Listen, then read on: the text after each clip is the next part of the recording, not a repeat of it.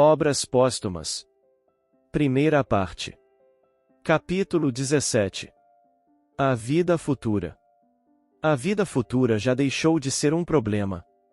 É um fato apurado pela razão e pela demonstração para a quase totalidade dos homens, porquanto os que a negam formam ínfima minoria, sem embargo do ruído que tentam fazer. Não é, pois, a sua realidade o que nos propomos demonstrar aqui. Fora repetir-nos, sem acrescentarmos coisa alguma à convicção geral. Admitido que está o princípio, como primícias, o a que nos propomos é examinar-lhe a influência sobre a ordem social e a moralização, segundo a maneira por que é encarada. As consequências do princípio contrário, isto é, do nadismo, já são por demais conhecidas e bastante compreendidas, para que se torne necessário desenvolvê-las de novo. Apenas diremos que, se estivesse demonstrada a inexistência da vida futura, nenhum outro fim teria a vida presente, senão o da manutenção de um corpo que, amanhã, dentro de uma hora, poderá deixar de existir, ficando tudo, nesse caso, inteiramente acabado. A consequência lógica de semelhante condição para a humanidade seria concentrar em si todos os pensamentos na incrementação dos gozos materiais, sem atenção aos prejuízos de outrem. Por quê, então, haveria alguém de suportar privações, de impor-se sacrifícios? Por que haveria de constranger-se para se melhorar, para se corrigir de defeitos? Seria também a absoluta inutilidade do remorso, do arrependimento, uma vez que nada se deveria esperar. Seria, afinal, a consagração do egoísmo e da máxima que o mundo pertence aos mais fortes e aos mais espertos. Sem a vida futura, a moral não passa de mero constrangimento, de um código convencional, arbitrariamente imposto, nenhuma raiz teria ela no coração. Uma sociedade fundada em tal crença só teria por elo, a prender-lhe os membros, a força e bem depressa cairia em dissolução. Não se objete que, entre os negadores da vida futura, há pessoas honestas, incapazes de sentimente causar dano a quem quer que seja suscetíveis dos maiores devotamentos. Digamos, antes de tudo, que, entre muitos incrédulos, a negação do porvir é mais fanfarronada, jactância, orgulho de passarem por espíritos fortes do que resultado de uma convicção absoluta. No foro íntimo de suas consciências, há uma dúvida a importuná-los, pelo que procuram a eles atordoar-se. Não é, porém, sem dissimulação que pronunciam o terrível nada, que os priva do fruto de todos os trabalhos da inteligência e despedaça para sempre as mais caras afeições. Muitos dos que mais forte deblateram são os primeiros a tremer ante a ideia do desconhecido, por isso mesmo, quando se lhes aproxima o momento fatal de entrarem nesse desconhecido, bem poucos são os que adormecem no derradeiro sono, na firme persuasão de que não despertarão algures, visto que a natureza jamais abdica dos seus direitos. Afirmamos, pois, que, na maioria dos incrédulos, a incredulidade é muito relativa, isto é, que, não lhes estando satisfeita a razão, nem com os dogmas, nem com as crenças religiosas, e nada tendo encontrado, em parte alguma, com que enchessem o vazio que se lhes fizera no íntimo, eles concluíram que nada aí edificaram sistemas com que justificassem a negação. Não são, conseguintemente, incrédulos, senão por falta de coisa melhor. Os absolutamente incrédulos são raríssimos, se é que existem. Uma latente e inconsciente intuição do futuro é, portanto, capaz de deter grande número deles no declive do mal, e uma imensidade de atos se poderiam citar, mesmo da parte dos mais endurecidos, testificantes da existência desse sentimento secreto que os domina, a seu mau grado. Cumpre também dizer que, seja qual for o grau da incredulidade, o respeito humano é o que torna reservadas as pessoas de certa condição social.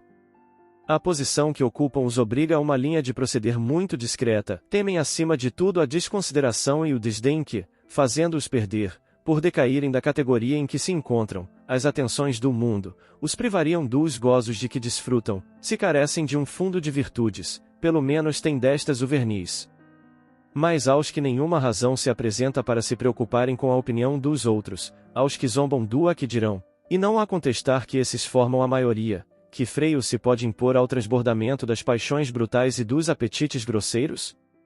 Em que base assentar a teoria do bem e do mal, a necessidade de eles reformarem seus maus pendores, o dever de respeitarem o que pertence aos outros, quando eles próprios nada possuem? Qual pode ser o estímulo à honradez, para criaturas a quem se haja persuadido que não passam de simples animais. A lei, respondem, aí está para contê-los, mas a lei não é um código de moral que toque o coração, é uma força cuja ação eles suportam e que iludem, se o podem. Se lhe caem sob o guante, isso é por eles tido como resultado de má sorte ou de inabilidade, a que tratam de remediar na primeira ocasião.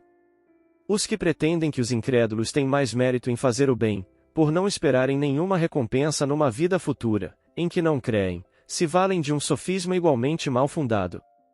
Também os crentes dizem que é pouco meritório o bem praticado com vistas em vantagens que possam colher. Vão mesmo mais longe, porquanto se acham persuadidos de que o mérito pode ser completamente anulado, tal o móvel que determine a ação. A perspectiva da vida futura não exclui o desinteresse nas boas obras, porque a ventura que elas proporcionam está, antes de tudo, subordinada ao grau de adiantamento moral do indivíduo. Ora, os orgulhosos e os ambiciosos se contam entre os menos aquinhoados. Mas os incrédulos que praticam o bem são tão desinteressados como pretendem? Será que, nada esperando do outro mundo também deste nada esperam? O amor próprio não tem no caso a sua parte? Serão eles insensíveis aos aplausos dos homens? Se tal acontecesse, estariam num grau de perfeição rara e não cremos haja muitos que a tanto sejam induzidos unicamente pelo culto da matéria. Objeção mais séria é esta: se a crença na vida futura é um elemento moralizador, como é que aqueles a quem se prega isso desde que vem ao mundo são igualmente tão maus? Primeiramente, quem nos diz que sem isso não seriam piores? Não há duvidar, desde que se considerem os resultados inevitáveis da popularização do nadismo. Não se comprova, ao contrário, observando-se as diferentes graduações da humanidade, desde a selvageria até a civilização, que o progresso intelectual e moral vai à frente, produzindo o abrandamento dos costumes e uma concepção mais racional da vida futura? Essa concepção, no entanto, por muito imperfeita, ainda não pode exercer a influência que necessariamente terá, à medida que for mais bem compreendida e que se adquiram noções mais exatas sobre o futuro que nos está reservado. Por muito sólida que seja a crença na imortalidade, o homem não se preocupa com a sua alma, senão de um ponto de vista místico. A vida futura, definida com extrema falta de clareza, só muito vagamente o impressiona, não passa de um objetivo que se perde muito ao longe, e não um meio, porque a sorte lhe está irrevogavelmente assinada e em parte alguma lhe apresentam como progressiva, donde se conclui que aquilo que formos, ao sair daqui, sê-lo-emos por toda a eternidade. Aliás, o quadro que traçam da vida futura, as condições determinantes da felicidade ou da desventura que lá se experimentam, longe estão, sobretudo num século de exame, como o nosso, de satisfazer completamente a razão. Acresce que ela não se prende muito diretamente à vida terrestre, nenhuma solidariedade havendo entre as duas, mas, antes, um abismo, de maneira que aquele que se preocupa principalmente com uma das duas quase sempre perde a outra de vista. Sob o império da fé cega, essa crença abstrata bastara às inspirações dos homens que, então, se deixavam conduzir. Hoje, porém, sob o reinado do livre exame, eles querem conduzir-se por si mesmos, ver com seus próprios olhos e compreender. Aquelas vagas noções da vida futura já não estão à altura das novas ideias e já não correspondem às necessidades que o progresso criou. Com o desenvolvimento das ideias, tudo tem que progredir em torno do homem, porque tudo se liga, tudo é solidário em a natureza e ciências, crenças, cultos, legislações, meios de ação. O movimento para a frente é irresistível, porque é a lei da existência dos seres. O que quer que fique para trás, abaixo do nível social, é posto de lado, como vestuário que se tornou imprestável e, finalmente, arrastado pela onda que se avoluma. O mesmo acontece com as ideias pueris sobre a vida futura, com que os nossos pais se contentavam. Persistir hoje em impô-las seria propagar a incredulidade. Para que a opinião geral a aceite e para que ela exerça sua ação moralizadora, a vida futura tem que ser apresentada sob o aspecto de coisa positiva, de certo modo tangível e capaz de suportar qualquer exame, satisfazendo a razão, sem nada deixar na sombra. No momento em que a precariedade das noções sobre o porvir abria a porta à dúvida e à incredulidade, novos meios de investigação foram conferidos ao homem, para penetrar esse mistério e fazer-lhe compreender a vida futura na sua realidade, em seu positivismo, nas suas relações íntimas com a vida corpórea. Por que, em geral, se cuida tão pouco da vida futura? Trata-se, no entanto, de uma atualidade, pois que todos os dias milhares de homens partem para esse destino desconhecido. Tendo cada um de nós de partir por sua vez e podendo a hora da partida soar de um momento para outro, parece natural que todos se preocupem com o que sucederá. Por que não se dá isso? Precisamente porque é desconhecido o destino e porque, até o presente, ninguém tinha meio de conhecê-lo. A ciência, inexorável, o desalojou dos lugares onde o tinham limitado. Está ele perto? Está longe? Acha-se perdido no infinito? As filosofias de antanho nada respondem, porque nada sabem a respeito. Disse então, será o que for. Indiferença. Ensinam-nos que seremos felizes ou infelizes, conforme houvermos vivido bem ou mal. Mas isso é tão vago. Em que consistem essa felicidade e essa infelicidade?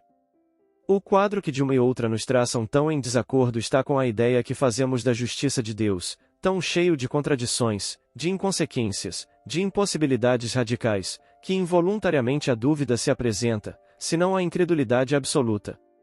Ademais, pondera-se que os que se enganaram com relação aos lugares indicados para moradas futuras também podem ter sido induzidos em erro, quanto às condições que estatuem para a felicidade e para o sofrimento. Aliás, como seremos nesse outro mundo? Seremos seres concretos ou abstratos? Teremos uma forma ou uma aparência? Se nada de material tivermos, como poderemos experimentar sofrimentos materiais? Se os ditosos nada tiverem que fazer, a ociosidade perpétua, em vez de uma recompensa, será um suplício, a menos que se admita o nirvana do budismo, que não é mais desejável do que aquela ociosidade. O homem não se preocupará com a vida futura, senão quando vir nela um fim claro e positivamente definido, uma situação lógica, em correspondência com todas as suas aspirações, que resolva todas as dificuldades do presente e em que não se lhe depare coisa alguma que a razão não possa admitir.